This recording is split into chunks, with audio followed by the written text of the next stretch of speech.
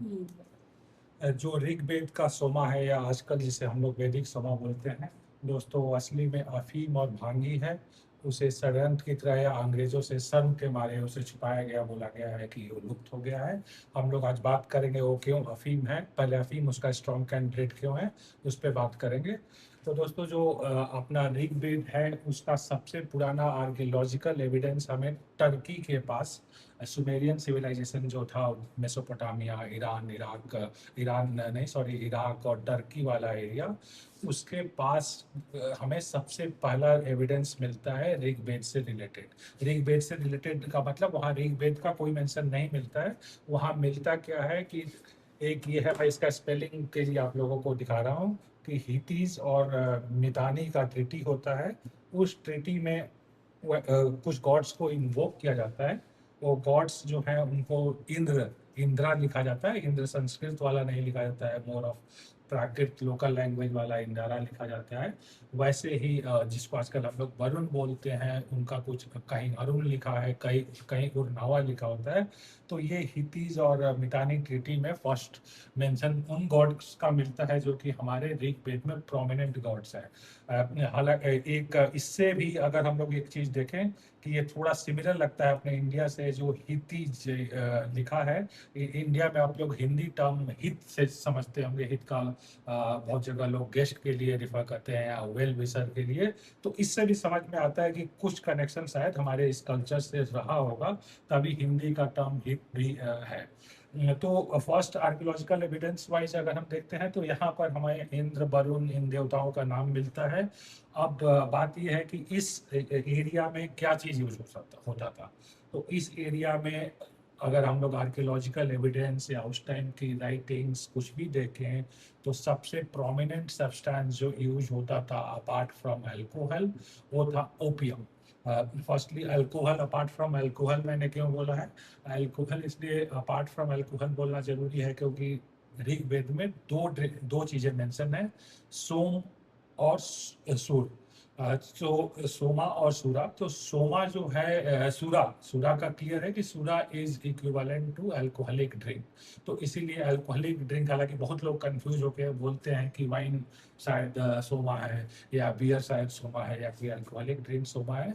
लेकिन दोस्तों, वो कोई सीरियस कंटेंशन में है ही नहीं, वाइन बियर ये सब। क्योंकि उनके लिए एक स्पेसिफिक कैटेगरी है, specific category in Rigveda which talks about सूरा। और सोमा जो है वो डिफरेंट कैटेगरी है, जिसकी की बात की जाती है कि उसके पीसा जाता है, पीसने के बाद दूध से मिलाया जाता है, दूध से मिलाकर फिर छाना जाता है और फिर ड्रिंक किया जाता है। तो वो बेसिकली ऑब्वियसली अल्कोहलिक ड्रिंक कोई दूध इन सब में तो मिलाया नहीं जाता है। तो अल्कोहलिक ड्रिंक्स तो ऐसे ही आउट हैं। तो अब यहाँ पर इस कल्चर के पास अगर हम लोग देखेंगे हित्तित और मितानी एरिया में क्या सब्सटेंस यूज होता था, तो अनडिस्प्यूटेबली ओपियम यूज होता था, जिसके बहुत सारे आर्कियोलॉजिकल एविडेंस भी है कि उस एरिया, टर्की वाले एरिया में ही सबसे पहले ओपियम का यूसेज स्टार्ट हुआ। ओपियम के लोगों ने गॉड से भी एसोसिएट किया, उसके बारे में हम लोग आगे बात करेंगे। तो इस एरिया में कोई डाउट नहीं है कि ओपियम सबसे ज्यादा यूज होता था, कैनबिस का नहीं यूज था। आजकल का जो फैशन है मशरूम या अमानिता मस्कारिया, हो सकता है इक्का दुक्का लोग यूज करते हो, लेकिन प्रोमिनेंट ट्रेंड नहीं था। प्रोमिनेंट ट्रेंड था ओपियम के यूसेज का। तो इस कॉन्टेक्स्ट में बेसिस दिस हितीत और मितानी ट्रीटी, ये अपीयर होता है कि ओपियम भी एक स्ट्रॉन्ग कैंडिडेट था। इसका ऑफकोर्स आज के डेट में भी अगर हम लोग पैरेलल देखें तो राजस्थान, हरियाणा, पंजाब में काफ़ी अफीम का यूसेज है, लोग घरों में भी रखते हैं एज ए मेडिसिन। तो उस कॉन्टेक्स्ट में ये पूरा मीट करता है कि बेसिकली ये अफीम या ओपियम होने का चांस है। अब एक सवाल आप लोग पूछ सकते हैं कि मैं वहाँ टर्की की बात क्यों कर रहा हूँ, इंडस वैली सिविलाइजेशन की बात क्यों नहीं कर रहा हूँ, क्योंकि इंडस वैली सिविलाइजेशन भी अपना इसके पैरेलल या इससे पहले का सिविलाइजेशन है। तो दोस्तों, मेरा ये बोल, फर्स्टली तो इंडस वैली सिविलाइजेशन में नहीं मिला। इंडस वैली सिविलाइजेशन में ऑफ कोर्स कुछ ड्रिंक्स मिले हैं, अल्कोहलिक ड्रिंक्स और कैनबिस का या भांग जैसे चीज़ों का लोगों का मानना है कि यूसेज होते रहा है इस एरिया में, उसके काफ़ी सैंपल मिले हैं। लेकिन इंडस वैली सिविलाइजेशन वैदिक सिविलाइजेशन नहीं था। इंडस वैली सिविलाइजेशन कुछ और सिविलाइजेशन था। मेरा एनालिसिस है कि it's likely to be proto Buddhist civilisation. उसके बारे में हम लोग बाद में बात करेंगे। लेकिन बात ये है कि इंडस वैली सिविलाइजेशन जो इंडिया पाकिस्तान में थी, मोहनजोदाड़ो, हड़प्पा, सिंध, उन सब में ऋग्वेदा उन सब से नहीं डील कर रहा है। वो देवता मिलते हैं हमें टर्की के पास, तो इसलिए टर्की के पास वाले एरिया का हम लोग एनालिसिस कर रहे हैं। ये कितना सही है कि टर्की वाले एरिया से हमारा ऋग्वेद आना चाहिए, नहीं आना चाहिए, वो डिफरेंट टॉपिक है, हम लोग उसके बारे में बाद में कभी बात करेंगे। लेकिन अभी पॉइंट ये है कि इस एरिया में ओपियम यूसेज था काफी स्ट्रॉन्ग, और इस एरिया से ही अपना ऋग्वेद कहीं ना कहीं ओरिजिनेट होते हुए दिखता है। और एक इसके बाद सबसे स्ट्रॉन्ग पॉइंट आता है ओपियम के फेवर में, जो कि आज तक सारे रिसर्चर्स ने ओवरलुक किया है। ये एक इजिप्शियन गॉड है थोथ, इजिप्शियन गॉड थोथ हैं। इनका इजिप्शियन गॉड का काफी सिमिलरिटी है सोमा से। क्या सिमिलरिटी है? फर्स्ट तो कि ये जो है थोथ जो गॉड है इजिप्शियन गॉड, उनको भी मून गॉड माना गया है। जैसा कि आप लोग जानते हैं कि ऋग्वेद में सोमा को दो चीजों से इक्वेट किया गया है, एक मून गॉड और दूसरा सोमा ड्रिंक। वैसे ही थोथ को भी दो चीजों से लिंक किया गया है। एक चीज है कि बेसिकली मून गॉड, और सेकंड है ओपियम। थोथ गॉड का काफी इंपॉर्टेंस रहा है एंसेंट इजिप्ट में। एंसेंट इजिप्ट में ये बाद में ये गॉड का और ट्रांसफॉर्मेशन हो गया है विद टाइम, ये हर्मिस गॉड बन गए हैं। बट उसके बारे में हम लोग बाद में बात करेंगे। तो जो थोथ गॉड हैं, इनको वहाँ पर माना जाता है कि इन्होंने राइटिंग स्टार्ट किया, इन्होंने मेडिसिन स्टार्ट किया, और इन्होंने टाइम का कॉन्सेप्ट, एसेंशियली कैलेंडर्स का कॉन्सेप्ट भी स्टार्ट किया।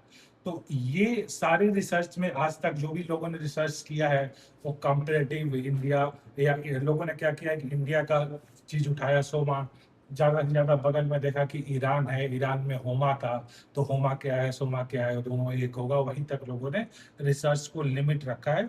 लेकिन अगर दोस्त हम लोग इस थोथ जो देवता हैं इजिप्ट के, अगर इन पर हम लोग नजर डाल लें, तो ये क्लियर कट हमारे जो सोमा में कॉन्सेप्ट डाला जाता है, उनसे बहुत ही मिलता जुलता कॉन्सेप्ट है। और ये जहाँ के गॉड हैं और जहाँ ये ट्रीटी हो रही है, वो एरिया कोई ज़्यादा अलग एरिया नहीं है, लगभग मिलते जुलते एरिया है। तो इसके कारण काफ़ी क्लियर होता है कि बेसिकली सोमा, या I go to the extent of saying that even Homa जो ईरान के अवेस्ता में है, वो भी मोस्ट लाइकली उसका भी स्ट्रॉन्ग कैंडिडेट ओपियम ही रहा होगा। इसके बाद अगर हम लोग आए कि ओपियम का और एविडेंस क्या मिलता है, तो एक जर्जिस स्पेलिंग आप लोग देख लीजिए, ये एक्स बोल सकते हैं, एक्स द ग्रेट, ये ईरान के एंसेंट ईरान के किंग थे, अशोका, अपने अशोका द ग्रेट के कंटेम्परेरी थे। इनके ग्रेवयार्ड से भी काफी ओपियम इनके साथ रखा हुआ मिलता है।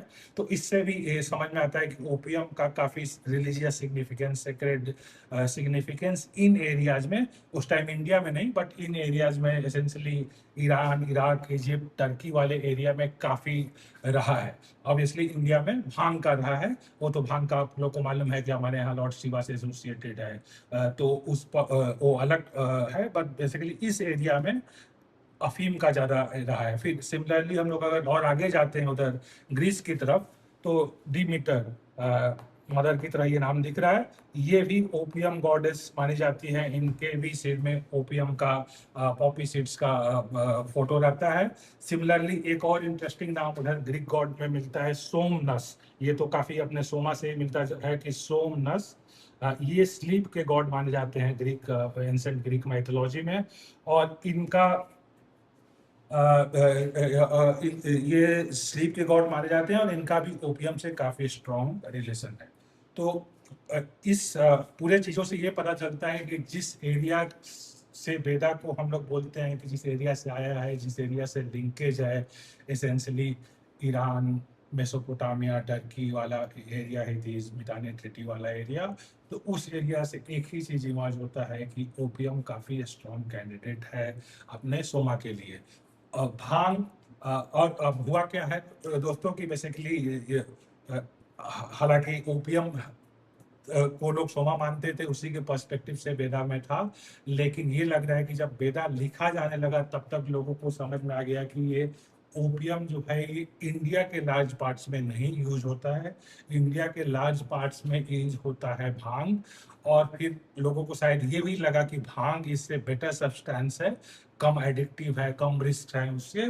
तो जब उन्होंने कंपाइल करना चालू किया वेदा का, तो ऐसा ढंग से लिखा गया कि बेसिकली इफेक्ट तो ओपियम वाली बात हुई, लेकिन मेथड ऑफ प्रिपरेशन भांग का। वो आप देखेंगे कि सारा मेथड ऑफ प्रिपरेशन जो है वो भांग से मैच करता है। सुमा का वो बोलता है कि पत्ते लिए और पत्ते और जड़ सारे चीज़ें उस प्लांट का लिया, उस प्लांट को फिर उबाला, फिर उसके बाद पीसा, पीसने के बाद दूध मिलाया। तो वो सारी चीज़ें भांग के आज के भी प्रिपरेशन से मिलती हैं। लेकिन इफेक्ट बताते हैं कि सोमा पीकर आप लड़ाई में चले जाओ, तो वो भांग के इफेक्ट से नहीं मिलती है। भांग पीकर किसी को लड़ाई में जाना ऑब्वियसली कोई एडवाइजेबल नहीं होगा, क्योंकि उसे कोई लड़ाई करने का मन ही नहीं करेगा। वो ओपियम करके ही किया जा सकता है, क्योंकि ओपियम माइंड को थोड़ा शन करता है, पेन को कम करता है, और बहुत ज़्यादा आपको इन वे लार्जर पर्पस यानी कि नेचर कॉन्शियसनेस इन सब से कनेक्ट नहीं करता है। वेलबींग के लिए अच्छा है। मैं कोई ओपियम का भी क्रिटिक नहीं हूँ। ऑफकोर्स आज के डेट में ओपियम इलीगल है, तो उसको भी इंडोर्स मैं नहीं कर रहा हूँ।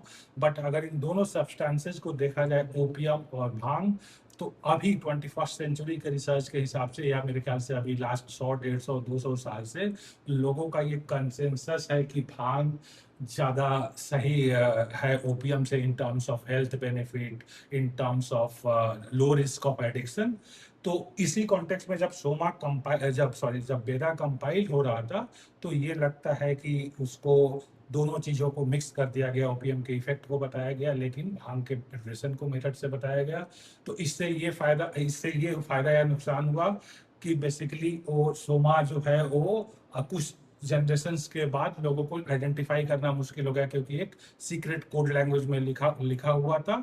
हालांकि यूसेज पैटर्न से मालूम है कि लोग इधर north west India, Rajasthan, Punjab, Haryana में ओपियम का यूसेज चलते रहा, वैसे ही बाकी पार्ट्स ऑफ इंडिया में भांग का यूसेज लोग करते रहे।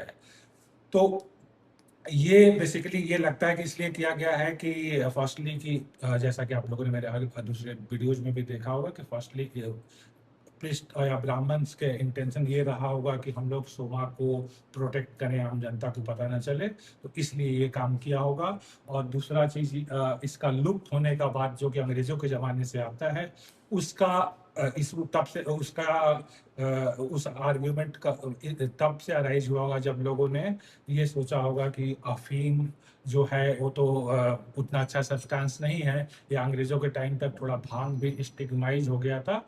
भांग स्टिग्माइज हो चुका था इंडिया में पहले ही मुगल्स के टाइम में। जैसा कि मैंने एक वीडियो में बोला था कि भांग को स्टिग्माइज करने के लिए हमने एक कास्ट को भी भंगी कास्ट डिक्लेयर कर दिया था। उस डिक्लेरेशन से दो लोगों का नुकसान होता है, दो चीज़ों का बेसिकली। एक तो बेचारा कास्ट का, भंगी कास्ट जिसको डिक्लेयर कर दिया, उसको हमने डिफेम किया, और दूसरा उसी के रिजल्ट में भांग भी डिफेम हो गया। तो एसेंशली इस बोलने का मेरा कॉन्टेक्स्ट ये है कि जब 19th सेंचुरी में अंग्रेज इसको एग्जामिन कर रहे थे, ट्रांसलेट कर रहे थे, तब तक भांग भी डिफेम हो चुका था, और ओपियम ऑलरेडी लोगों को समझ में आ चुका था कि एडिक्टिव है। और सेकेंडली इंडिया के लार्ज पार्ट्स में उसका यूसेज काफ़ी कम है। तो उसको देखते हुए लोगों ने जब ट्रांसलेशन के टाइम उसको लुप्त डिक्लेयर कर दिया कि ये तो एक्सटिंक्ट हो चुका है, अभी नहीं मिलता है। तो इसीलिए मेरा मानना ये है कि basically soma is equal to bhang and opium, but उसको कॉन्वुलेटेड ढंग से लिखा गया है, टू प्रोटेक्ट इट्स सिक्रेसी। अब दोस्तों ये सवाल ये आप पूछेंगे, क्योंकि आजकल फैशन ये है कि हम लोग चाहते हैं कि जो भी सबसे अच्छा आज के ज़माने का नया चीज़ जो निकल रहा है वही वैदिक सोमा था। तो मेरे ख्याल से ऐसा सोच के चलना गलत होगा। वेदा ऐसा नहीं है कि उसमें जो भी चीज़ लिखा हुआ है वो हमेशा हमेशा बहुत ही ग्रेट रहा है। ये इवन इंडियन कल्चर मानेगा कि जो वेदा में, जैसे कि हमने इंद्रदेव की बात की है, तो इंद्रदेव को आज इंडिया में कोई नहीं पूछता है। ऑब्वियसली लोग अब अलग देवताओं को पूछने लगे हैं, शंकर भगवान, कृष्ण भगवान। तो उसी तरह अगर एक मिनट के लिए हम लोग मानते हैं कि ऋग्वेद में सोमा को, अफीम को सोमा बोला गया है, इसका मतलब ये नहीं है कि आज भी अफीम बहुत अच्छा है, अफीम हमको यूसेज स्टार्ट करना चाहिए। वो मेरे बोलने का मतलब नहीं है। भांग का भी यूसेज प्रमोट करने का मतलब नहीं है। ऑब्वियसली मेरा ये मानना है कि भांग का उससे ज़्यादा मेडिसिनल बेनिफिट है। इसी तरह हम लोग देखें तो जैसे वेदा में अब कास्ट सिस्टम भी लिखा हुआ है, तो इसका मतलब ये थोड़े कि आज हम लोग 21st सेंचुरी में कास्ट सिस्टम को इंडोर्स करने लगे। वेदास को भी हमें बेसिकली आज की दुनिया, आज के कॉन्टेक्स्ट के हिसाब से इंटरप्रेट करना होगा। तो उस कॉन्टेक्स्ट में ये चीज़ हो सकता है कि कोई चीज़ वेदा में लिखा हुआ है, वो आज के ज़माने के हिसाब से, आज के नॉलेज के हिसाब से हमें मालूम है कि उतना अच्छा नहीं है, तो हम लोग उससे अच्छा चीज़ जो उसी कॉन्टेक्स्ट में है उसको हम लोग यूज कर सकते हैं। तो दोस्तों इसलिए मैं बोलना ये है कि अफीम, शायद अफीम भी है स्ट्रॉन्ग कैंडिडेट, बट आज के ज़माने में भांग का इंडिया में रेलिवेंस देखते हुए, भगवान से कनेक्शन देखते हुए, कंपैरेटिवली लेस रिस्क देखते हुए उसे हमें सोमा मानना चाहिए। आज के लिए इतना ही दोस्तों, नमस्कार।